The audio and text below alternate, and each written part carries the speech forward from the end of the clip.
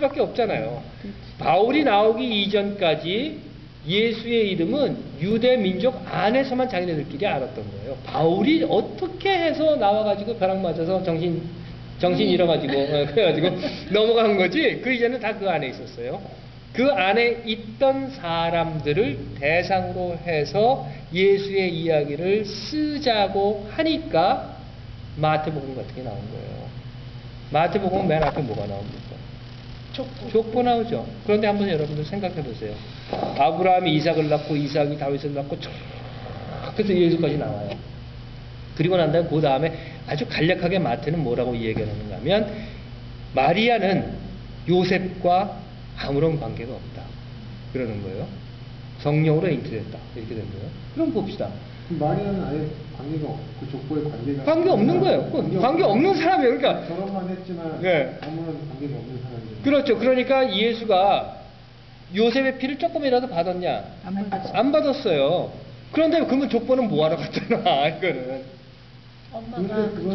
엄마는 상관없어요. 그때 당시에 유대인의 사람들이 목이 필요하잖아. 아니 그게 아니라 예? 족보가 그 사람들은 필요하니까.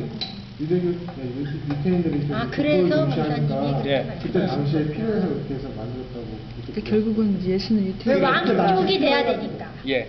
그러니까 그 이야기는 뭔가 하면 복음서라고 하는 거 좀 전에 말씀하신 신약성서의 맨 앞에 나오는 이 복음서는 유대인들, 모든 복음서가 아니에요. 제가 마가복음만 따로 이제 이야기를 하려고 했었는데 마태복음과 비교를 해서 보면 마태복음은 그 복음서를 읽는 대상자가 유대인들이었단 말이에요. 그래서 말도 안 되는 족보를 주르륵 늘어놓은 거예요.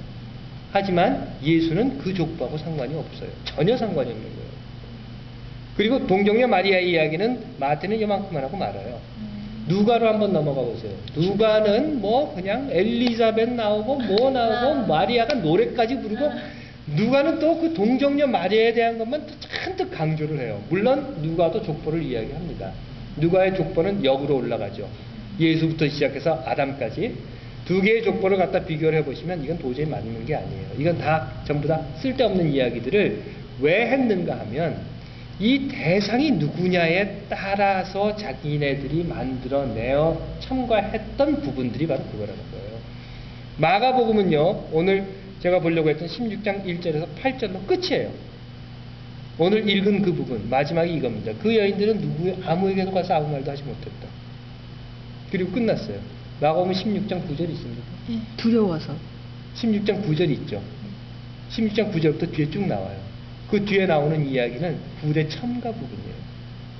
성경을 보시면 성경의 마가복음 16장 8절까지 이렇게 딱 되어 있고 9절부터는 괄호로 이렇게 딱 연결되어 있어요. 괄호가 이렇게 딱 쳐져 있어요. 왜 괄호가 쳐져 있는가 하면 이거는 초기에 있었던 마가복음에는 없는 이야기예요. 나중에 후기에 언젠지는 정확히 몰라요. 그런데 3세기, 4세기, 5세기 넘어간 후에 나온 발견된, 그러니까 그때 쓰여진 것들이 발견되잖아요. 그 발견된 거에는 그 부분이 들어있어요. 그 이야기는 뭔가 하면 마가는 처음부터 예수에 대한 이야기를 그냥 쭉 널어 놓았고 거기에 대해서 뭘 붙이질 않았단 말이에요.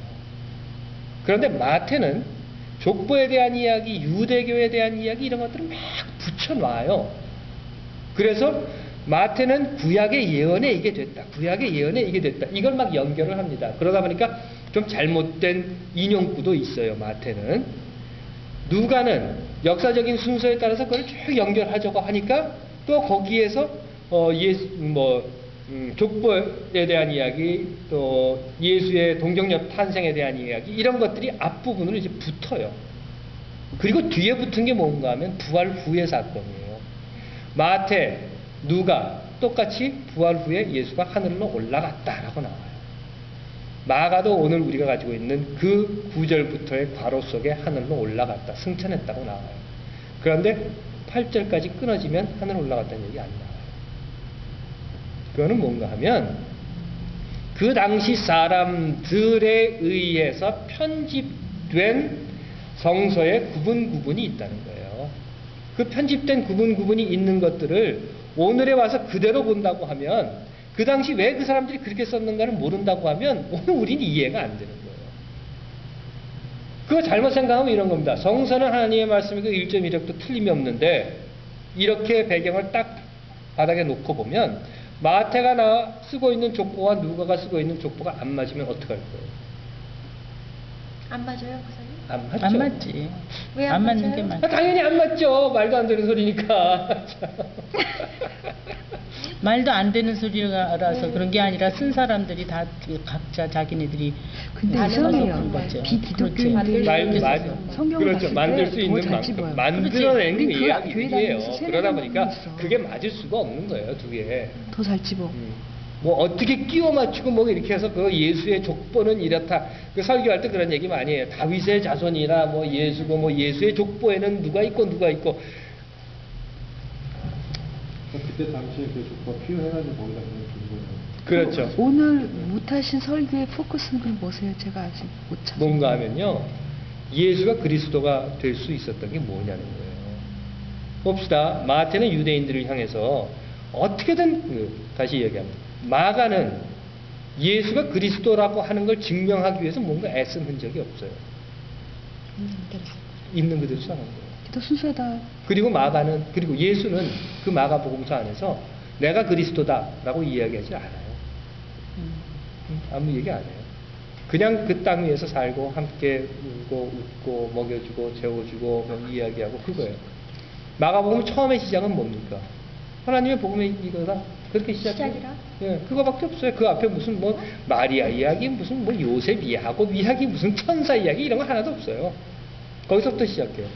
그리고 죽고 부활했다. 끝나는 거예요. 그런데 부활 후에 어떻게 됐는가? 그거에 대한 얘기 안 해요. 여자들이 얘기 안 했다. 두려워서 아무에게도 아무 말 하지 않았다. 그걸로 그냥 끝인 거예요. 그게 마가복음이에요. 심플하게 했다. 그리고 거기에다 이제 앞뒤로 막 덧붙인 것들이 마태복음, 누가복음이에요. 그리고 앞뒤뿐만 아니라 중간중간에도 막 뭐 이것저것 막 인용해서 끼워 넣었어요. 왜 그랬을까? 그거는 예수가 그리스도라고 하는 걸 증명하기 위해서 애를 쓴 흔적이에요. 그런데 예수가 그리스도라고 하는 것을 증명하기 위해서 애를 쓴 흔적이 오히려 예수가 정말 그리스도라고 하는 것을 믿었던 사람들에게는 방해가 될 수도 있었던 거예요.